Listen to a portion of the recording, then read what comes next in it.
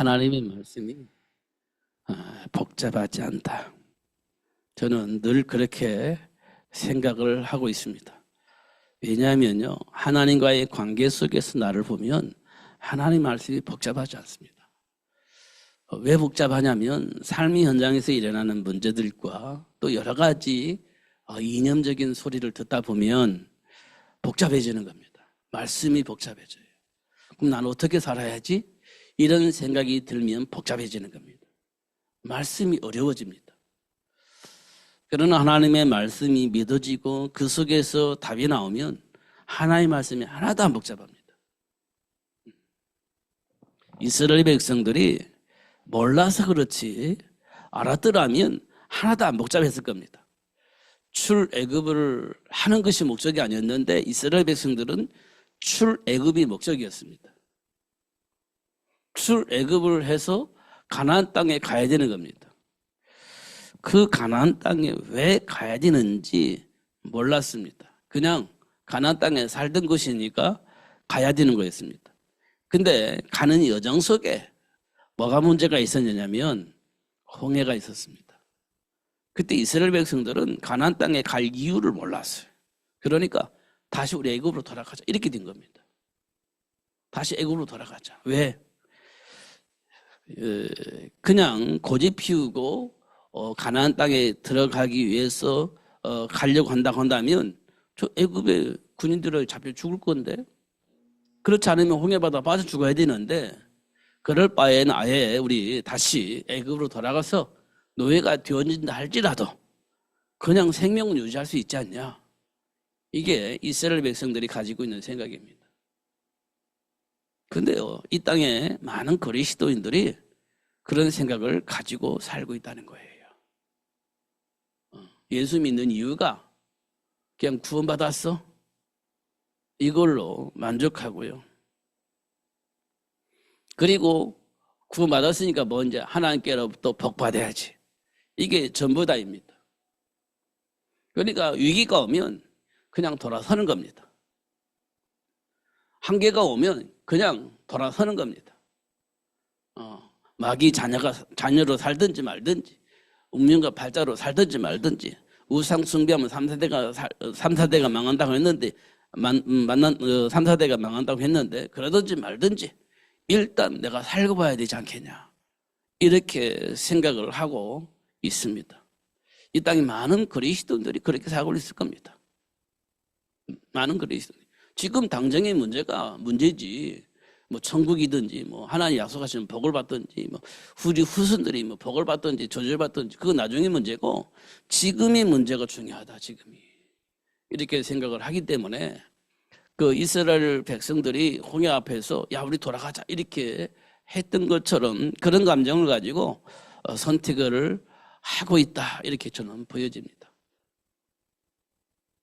현장에서 만난 문제 앞에서 그렇게 답을 쓸 수밖에 없잖아요. 근데 하나님께서 기적적으로 홍해바다를 가르셔서 넘어가게 하셨어요.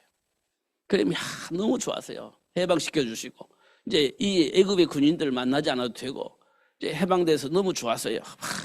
할렐루야 하면서 찬양하면서 그렇게 했겠죠. 그런데 이제 뭐가 문제냐? 물이 없는 사막에서 살아야 되는 거예요. 물이 없는 사막에서. 성경은 광야라고 표현되어 있으니까 지금 상황이 잘 안 되는데 제가 왜 자꾸 사막이라고 표현을 하냐면, 그래야 지금 상황이 어떤 상황인지를 알게 되잖아요.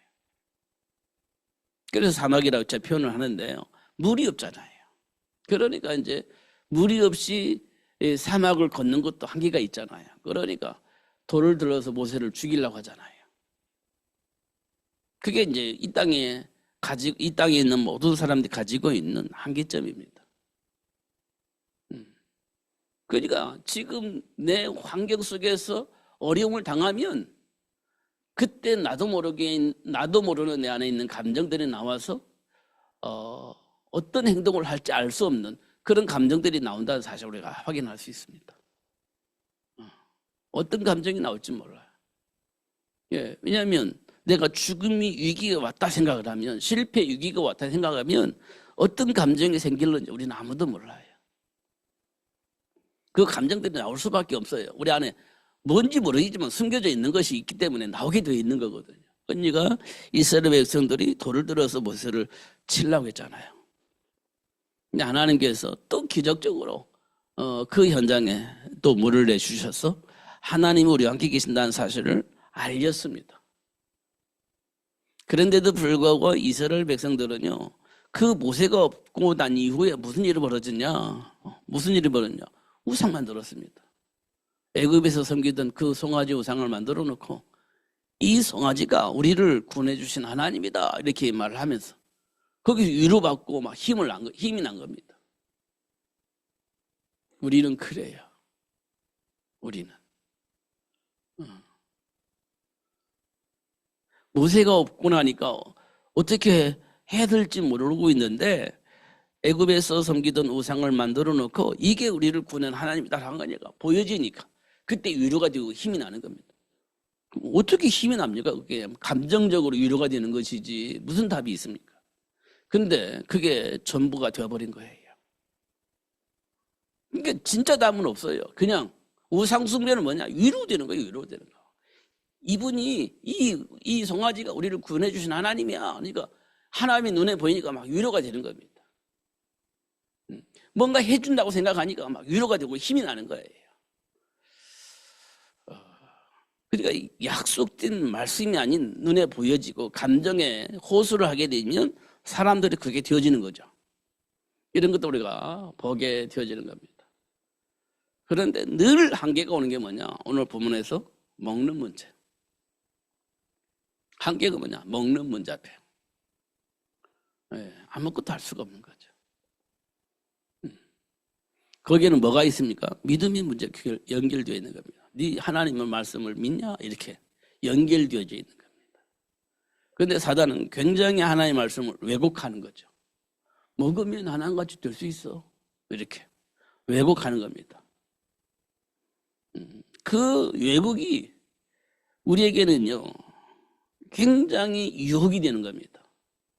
그래서 그 왜곡된 말씀이 나에게 도움이 되어지고 진짜 그랬으면 좋겠다는 생각이 드는 거예요. 진짜 그랬으면 좋겠다. 이제 그렇게 되어지니까 나도 모르게 하나님께서 하지 말라고 한 그 짓을 하게 되어지는 겁니다. 왜냐하면 그게 곧 내 인생을 책임져 줄 것 같고 미래가 보장될 것 같으니까 이제 그런 짓을 하게 되어지는 그런 상황이 우리 삶 속에 일어나는 겁니다. 항상 그래요. 우리가 불신앙하는 이유는 나 중심으로 생각을 하고 내 유익을 선택을 하면 항상 하나님과 상관이 없는 선택을 하게 되어집니다. 근데요, 이 세상 모든 사람이 그렇게 살아요. 그러니까 그게 하나님과 무슨 관계가 있는지 생각 없이 그냥 그렇게 사는 거예요. 잘 확인해 보세요. 세상이 그렇게 살고 있고 나도 그렇게 살고 싶은 마음이 있어요. 하나님의 말씀과 상관없어요. 그냥 내가 맞으면 맞는 거예요. 이렇게 생각을 하고 이 땅에 많은 사람들이 살고 있습니다. 제가 어릴 때는 이런 말을 했어요. 어른들이. 우리가 어떻게 하나님의 말씀대로 다 살 수 있어? 이렇게 얘기를 했습니다. 그렇지. 우리가 어떻게 하나님의 말씀대로 다 살 수 있어? 이렇게 말할 수 있잖아요. 이 말은 뭘 의미하느냐면 내가 하고 싶은 거 하면서 살 거야. 이 말과 똑같은 거예요. 못 살면 우리가 안 된다고 생각하고 살게 해달라고 기도하고 해야 될 그릇이지 어떻게 다 그렇게 지키면서 살 수 있어? 우리는 못 살아.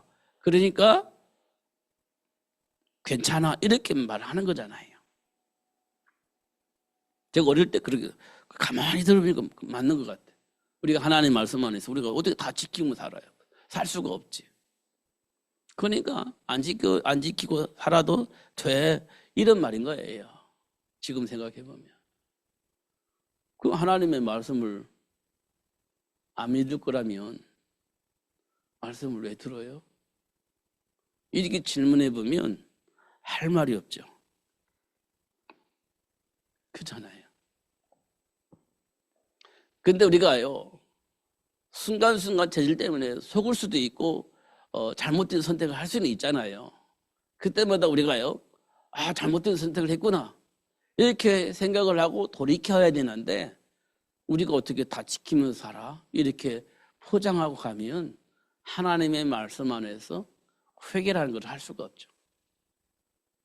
내 마음대로 산다는 얘기잖아요.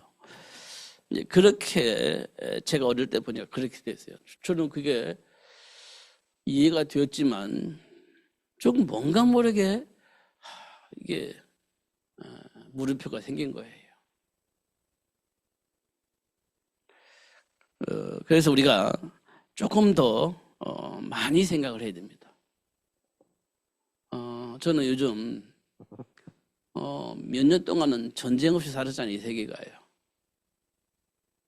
이 세계가 전쟁 없이 살았잖아요. 평화가 오는 것처럼 그냥 전쟁 없이 행복하게 살았잖아요. 몇 년 동안. 근데 요즘 계속 여기저기서 전쟁이 터지잖아요. 한계가 와서 한계가. 시작은 러시아와 우크라이나를 통해서 시작되어진 것 같은데 이게 여기저기서 터지고 있는 겁니다. 지금 여기저기 터지고 있습니다. 왜 그럴까 생각을 해봤는데요. 지난번에도 말씀드렸던 것처럼 지금 하나님과의 관계 속에서 뭔가 모르게 뒤틀려져 있다. 엘리 제사장 시대의 그런 삶의 모습을 교회가 지금 가고 있다. 저는 그렇게 보여지기 시작했습니다. 그러면 지금 우리에게 누가 필요하냐? 미스바 운동할 수 있는 그런 사무엘 같은 인물이 필요하다. 저는 그렇게 보여집니다. 그 보여지는 거예요. 그러니까 교회가 진짜 하나님과 관계에 되어져 있는 교회로 회복하는 것이 가장 중요하다. 지금 이 시대는. 그렇지 않으면 문제를 해결하기 위해서 여러 가지 인본주의 쓰고 세상 문화 속에 길들여져서 살게 될 겁니다. 그럼 결국 소돔과 고모라 같은 세상이 될 것이고 결국 망하게 될 겁니다. 여러분 그게 보여져야 됩니다. 그러면 지금 하나님 우리를 왜 부르셨는가 질문해보면 금방 답이 나올 겁니다. 그렇구나. 그럼 나에게 주신 기능 있잖아요. 달란트. 이걸 가지고 난 어디로 갈 것이냐. 어디로 갈 것이냐. 지금 내가 가지고 있는 그 달란트로 갈 수 있는 현장이 어디냐. 그거 확인하고 그 현장으로 가는 겁니다. 돈 문제는 나중에 문제입니다. 현장을 살리는 게 문제예요. 지금 삶의 흐름을 바꾸는 게 문제입니다. 돈 문제는 나중에 문제입니다. 하나님은 우리에게 그걸 말하고 있어요. 돈 문제 내가 책임질 거야. 그거 중요하지 않아. 지금 삶의 흐름을 바꿔야 돼. 문화의 흐름을 바꿔야 돼. 내가 어느 가든지 중요한 것은 그 흐름을 바꾸는 거야. 이렇게 생각을 해야지. 이 땅에 많은 사람들이 가지고 있는 건 돈이거든. 돈. 그러면 그 현장의 흐름을 바꿀 수 있는 사람이 없어요. 그 돈 때문에. 우리는 그러면 안 돼. 왜냐하면 하나님께서요 요셉을 노예로 팔아버렸잖아요.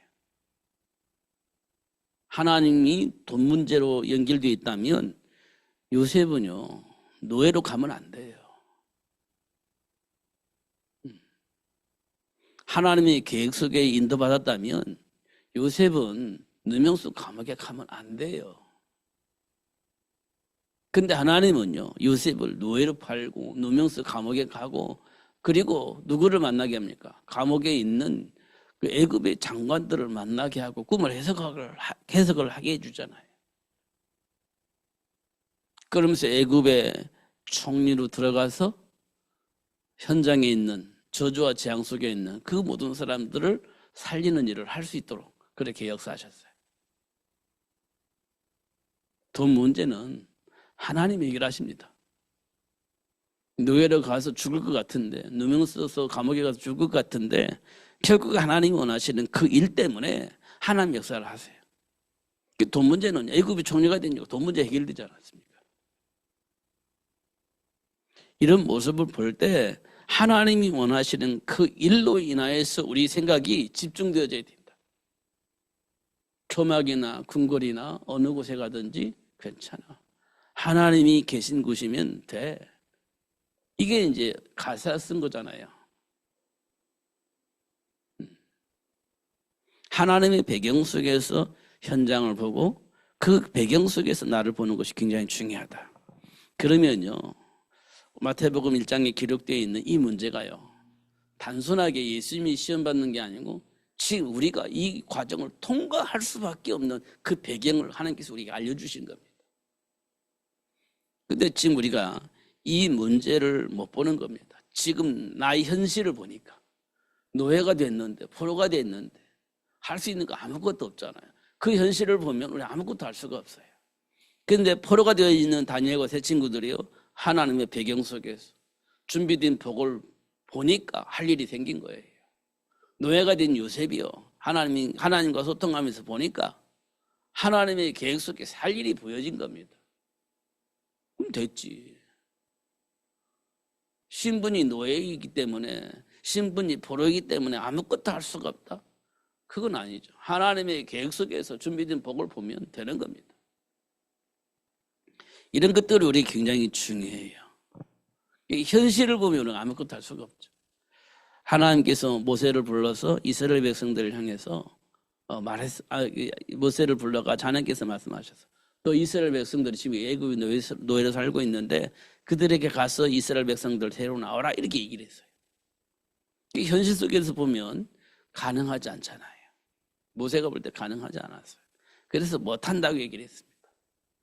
절대 못해요, 이렇게 얘기를 했습니다. 하나님이 내가 너와 함께 하면서 함께 할 것이며 반드시 나오게 할 거야 라고 하는데 그래도 안 된다고 얘기했습니다. 그게 현실 문제죠. 모세가 보는 현실 문제입니다. 그게 어떻게 내가 이스라엘 백성들을 애굽의 노예에서 해방시킬 수 있겠냐 혼자. 그건 말이 안 되지. 그건 안 돼요. 하나님 함께 계셔서 함께 하신다. 하나님이 함께 하셔도 안 되는 건 안 되는 겁니다. 이게 모세의 마음이지 않습니까? 이 땅에 많은 신자들이 가지고 있는 그런 생각이다, 이렇게 보여집니다. 그리고 우리는요, 말씀을 믿는 자입니다. 하나님의 말씀을 믿는 자. 그 말씀을 통해서 세상을 볼 수 있는 눈을 가지고 있는 자들입니다. 그렇잖아요. 그러면 세상이 왜 이렇게 돌아가는가? 그리고 내 안에 있는 감정은 왜 이럴까? 말씀을 통해서 점검이 되어져야 된다는 거예요. 말씀을 통해서. 그러면 쉽게 답이 나옵니다. 생각보다 쉬워요.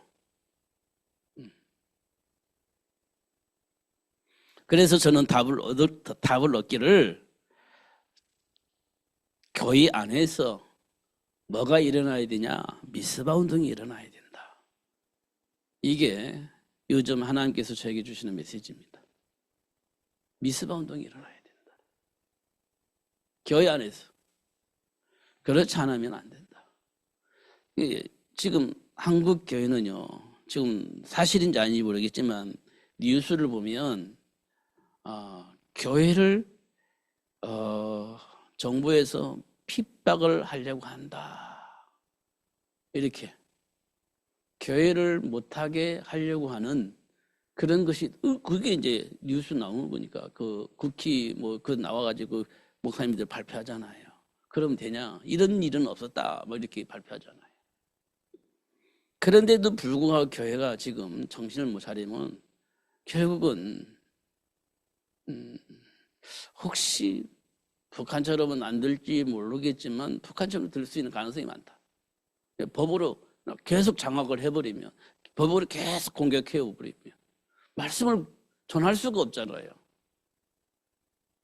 말씀을 전하면 마귀의 일을 얘기를 해야 되고, 정사와 권세자를 통해서 역사하는 악한 마귀의 일을 말해야 되고, 세상 풍조를 통해서 역사하는 악한 마귀의 일을 말을 해야 되는데, 그 말을 하면 어떤 공격하는 것으로 이렇게 간주해서 공격이 들어오면 할 말이 없잖아요. 성경에 있는 이야기를 말하면 지금 정부를 공격한다고 하면서 들어와 버리면 굉장히 할 말을 못하게 되어지는 그런 일이 벌어지지 않습니까?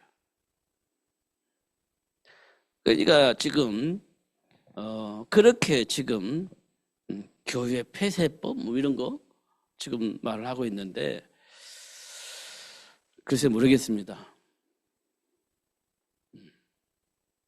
근데 우리 나라 국민들은 조용히 있습니다. 진짜 조용히 있습니다. 왜 그럴까 이렇게 생각을 해봅니다. 그런데요, 저는 어떤 생각을 하냐면 이런 시간표가 와야 된다. 저는 그렇게 생각합니다. 이런 시간표가 와야 된다. 그래야 하나님의 시간표가 온다. 저는 그렇게 보여집니다. 조금은 더 시간이 가야 될 것 같다. 다른 말로 말하면 조금은 고통이 심하게 와야 될 것 같다. 이런 생각을 합니다.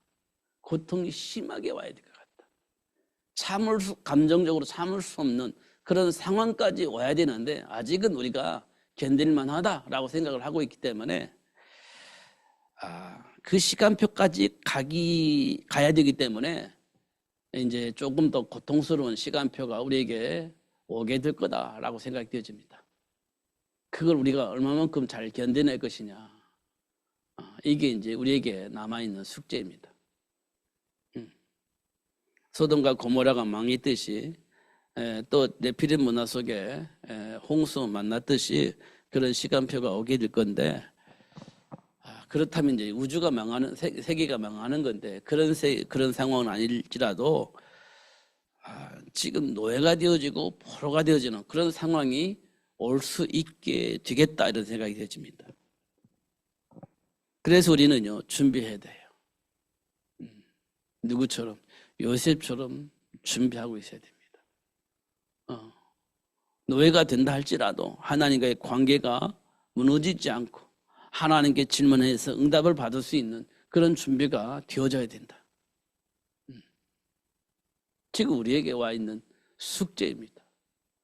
우상 숭배하지 않으면 죽일 거야 라고 법이 만들어지고 공격해 올 때 그래도 그 물론하고 하나님과 교제하면서 결단을 해야 하는 그 이유를 가지고 있는 제자들이 나와야 된다. 저는 그런 제자를 준비해야 된다 이런 생각을 하고 있습니다.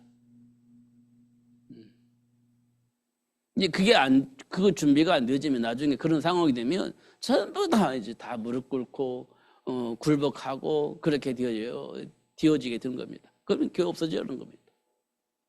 없어지는 거예요. 그런 상황까지 올 것이다라고 저는 생각을 하고 있습니다. 지난번에도 그런 얘기를 했는데 그렇게 지금 흘러가는 것 같습니다. 그리고 우리가요 진짜 예수 안에서 준비되어져야 된다니까요. 말씀 속에서 나의 정체성을 분명히 해야 됩니다. 그러면요 상관없습니다. 하나님과 함께하는 그 시간에 하나님이 기적을 일으켜서 사자굴수에 나오기도 하시고 형통하게 하셔서 승인이 되어지게 하시기도 하시고 그렇게 하나님이 역사하셔서 삶의 문화를 바꿔버릴 것입니다. 왜냐하면 하나님은 세계를 복음화하기 위해서 인도하시고 역사하시기 때문에 그 비밀을 가지고 있으면 그 사람을 중심으로 해서 흐름을 바꿔버리는 겁니다. 사도 바울 한 사람 때문에 그 막강한 힘을 가지는 로마가 복음으로 바뀌어버리잖아요. 물론 시간이 지났습니다. 250년의 시간이 지났지만 그 시간 동안에 준비된 사람들 때문에 로마가 복음으로 바뀌어버렸어요. 그 준비해야 된다는 겁니다. 우리 삶 현장에는요, 먹는 문제, 믿음의 문제, 내가 신앙생활하는 동기 문제, 이 세 가지가 마태복음에 있는 거예요. 이게 말씀 안에서 정리가 되어지면 쉽습니다, 생각보다. 사실이 보여지니까. 이게 안 보여지면 답답한 겁니다. 기금 만났으니 얼마나 답답합니까? 베드로처럼 예수님이 막 나의 모든 걸 다 해결해 줄 알고 막 목숨 바쳐서 이렇게 일했는데 아무런 힘이 없이 죽음의 길을 가게 되어지고 나도 그 제자라고 하면 나도 죽을 것 같으니까 어떻게 해야 되겠습니까? 이제 답답하잖아요. 예수님의 제자라고 하니까 하면 죽을 것 같고 이거 어떻게 해야 되지? 얼마나 답답하겠습니까? 답을 알면 쉬운데 답이 없으면 답답한 거예요. 그런 상황들이 우리 상황 속에 일어나게 될 겁니다. 그러나 하나님은 당신이 원하는 그 일 때문에 그런 상황을 통해서 하나님이 원하시는 일을 할 수 있도록 인도하시고 역사하고 계실 겁니다. 분명히 그럴 거예요. 넘어지기도 하고 쓰러지기도 하고 막 원망과 불평 속에서 막 그렇게 고통 속에 살기도 하다가 어느 날 하나님께서 답을 주시면 그 답을 통해서 답을 쓰고 해방이 되어지고 이런 과정들이 우리 삶 속에서 나타나게 될 겁니다. 이런 것도 우리가 조금 하나씩 확인하는 것이 굉장히 중요하다. 그래서 오늘도 제가 물어보는 겁니다. 저한테. 예수님께서 제자들에게 물어봤잖아요. 너는 나를 누구라 하느냐? 이렇게 물어봤잖아요. 예수님께서 제자들에게 사람들은 뭐 그렇다 치고 그렇게 한다 할지라도 너희들은 나를 누구라 하느냐? 이렇게 물어본 거예요. 그게 베드로가 주는 그리스도시요 살아계신 하나님의 아들이십니다. 이거 뭐 우리가 수없이 들었던 얘기입니다. 근데 여러분 그게 진짜로 내 안에 정리가 되어야 됩니다. 너희는 나를 누구라 하느냐? 그리스도십니다. 살아계신 하나님의 아들이십니다. 이게 내 인생 속에, 내 삶 속에, 내 감정 속에 이게 정리가 되어지는 거예요. 그러면 사도 바울이 얘기했던 것처럼 그리스도라는 것이 최고입니다. 최고의 지식입니다. 이게 응답으로 오게 될 겁니다. 야, 그렇지. 이게 전부 다지. 이렇게 되어지게 될 겁니다. 그러면 이 땅에 많은 사람들이 뭐가 문제? 이게 그리스도가 정리가 안 돼 있는 거예요. 이게 문제인 겁니다. 그러면 육신적인 삶을 통해서 막 지금 발부둥 치고 사는 거예요. 그리스도를 모르니까 일단 살아남아야 되니까 막 발부둥 치고 사는 겁니다. 그러다가 한계 만나고 위기 만나고 그러면서 갈등하고 분쟁하고 막 이런 일들이 계속 일어나는 겁니다. 그리스도가 연결이 안 되니까. 사도 바울이 그 과정을 겪었잖아요. 그러니까 배설물을 여기고 그리스도 잡았다 이렇게 얘기를 하지 않습니까? 하나님이 그렇게 만들어 가실 겁니다. 그래야 현장이 복음으로 바뀌어요. 근데 어떻게 바뀌냐 보니까요. 그 아는 사람들은 어떻게 해서요? 자기 목숨을 내놨어요. 성경에 보면 자기 목숨과 바꿨습니다. 성경에 보면. 그 사람들을 통해서 어떻게 해요? 30배, 60배, 100배의 결과가 나왔어요. 한 알의 씨가 떨어져서 30배, 60배, 100배 나온다고 하잖아요. 그러니까 그리스도 안에서 순교당한 그 한 영혼으로 인하여서 30배, 60배, 100배의 결과가 나오는 거예요. 그래서 세계복음화가 이루어지는 겁니다. 근데 이거는 강요해서 되어지는 게 아니에요. 그리스도를 아는 사람들이 누릴 수 있는 축복입니다. 초대교회 성도들이 왜 그렇게 핍박을 당했냐? 그럼에도 그렇게 그 길을 갔냐? 그리스도를 알았기 때문에 그렇습니다. 그리스도를 알았기 때문에. 이런 부분도 우리가 확인할 수 있습니다. 사도 바울도 고백했잖아요. 사도 바울이 어떤 고백했냐? 브리스가 부부를 향해서 이렇게 얘기를 했습니다. 브리스가 부부를 향해서. 이 브리스가 부부는 로마에서 쫓겨나서 이 고린도 지역에 왔는데 이들이 뭘 알았냐? 하나님의 계획을 알았다. 하나님의 계획을. 그래서 감사하면서 천막 만드는 일을 했는데 근데 누구를 도와서 이 일을 했냐? 사도 바울을 위해서 했다.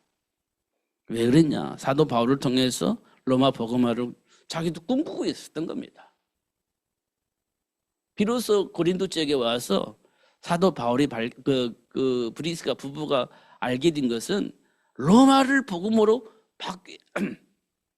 바꿔야 된다는 사실을 사도 바울을 통해서 비로소 알게 된 거예요. 그래서 사도 바울과 함께 로마 복음을 위해서 동행을 했는데요. 사도 바울이 이런 말을 했어요. 이 브리스가 부부가 사도 바울의 생명을 대신하여서 자기 목숨을 드릴 만한 사람들이었다. 이렇게 얘기를 했습니다. 로마 복음화를 위해서 사도 바울의 생명과 자기들 생명과 바꾸겠다. 이렇게 할 만큼 충성된 사람들이었다. 이렇게 얘기를 했습니다. 이 말은 아는 사람만이 누릴 수 있는 복입니다. 이게. 아는 사람만이 누릴 수 있는 복. 모르는 사람은 죽어도 안 되는 거죠. 이게 우리나라의 독립을 위해 수많은 사람들이 자기 목숨을 걸었잖아요. 독립운동하는 사람들이 자기 목숨을 걸었잖아요. 얼마만큼 자기 목숨을 버렸습니까? 많이 버렸잖아요. 그 사람은 어떤 대가를 바라고 한 거 아니에요. 진짜 대가를 바라고 한 게 아닙니다. 나라를 걱정해서 한 거예요. 그 사람들은요, 아는 거예요. 뭔가를 하는 겁니다. 그래서 자기들의 재산도 다 버리고 독립을 위해서 자기 목숨까지 도 바쳐버린 겁니다. 그게 독립운동 거지. 그걸 가지고 기득권을 누리겠다. 그런 추호도 생각이 없었을 겁니다. 그러니까요. 지금 뭔가 모르게 왜곡되어져 있는 겁니다. 우리 성경에 보면 우리 기독교인들이 뭔가 모르게 왜곡되어져 있는 것 같습니다. 뭔가 모르게. 이 부분을 다시 빨리 정리를 해야 되지 않냐 이런 생각이 되어집니다. 하나님 앞에서.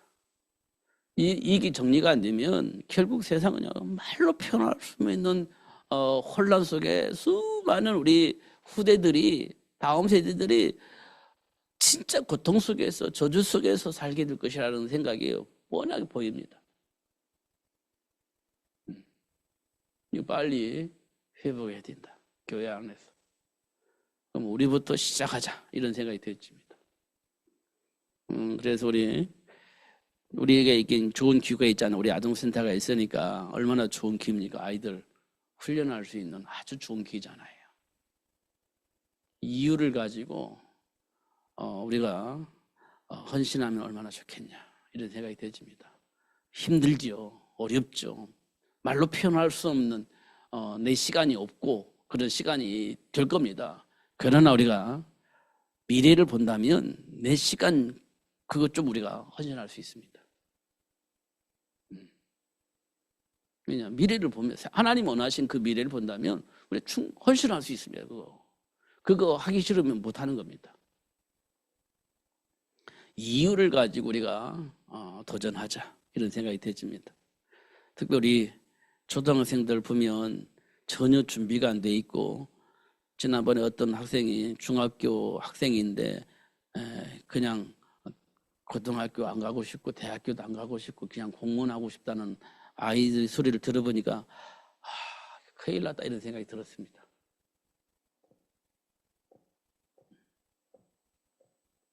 그런 상태의 아이들을 보면서 미래가 어떻게 되겠냐 이런 생각이 들었습니다.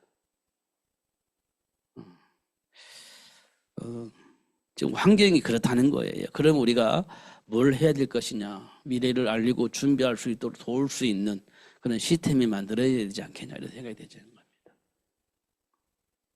물론 마태복음은 이제 동기도 있고 먹는 문제도 있고 뭐 여러 가지가 있는데 하나님의 말씀을 통해서 답을 얻으면 넘어설 수 있다는 거예요. 그걸 위해서 우리가 좀 기도하면서 인도를 받았으면 좋겠습니다. 기도하겠습니다. 하나님 아버지 감사합니다. 오늘도 최고의 복을 주시고 알게 해주셔서 감사합니다. 하나님 아버지 환경도 어렵고 조건도 어렵고 감히 할 수 있는 여러 가지 조건도 안 되고 감당할 수 없을 것처럼 보여지는 그 현실 속에서 참 참담함을 느끼게 되어지는데 그럼에도 불구하고 하나님의 배경 속에서 하나님의 약속하신 말씀 붙잡고 기도하며 도전할 수 있는 저희들 될 수 있도록 성령으로 역사하여 주옵소서. 알 수 있도록 축복해 주시고 내게 능력 주시는 자 안에서 모든 걸 할 수 있다라고 말했던 사도 바울처럼 내게 능력 주시는 자 안에서 내가 할 수 있음을 고백하고 준비하면서 도전하면서 사는 삶이 될 수 있도록 축복해 주옵소서. 현장을 살릴 수 있는, 그리고 다음 세대를 살릴 수 있는, 그래서 결국은 민족과 세계를 살리는 그런 삶이 될 수 있도록 축복해 주옵소서. 예수님 이름으로 기도하옵나이다. 아멘.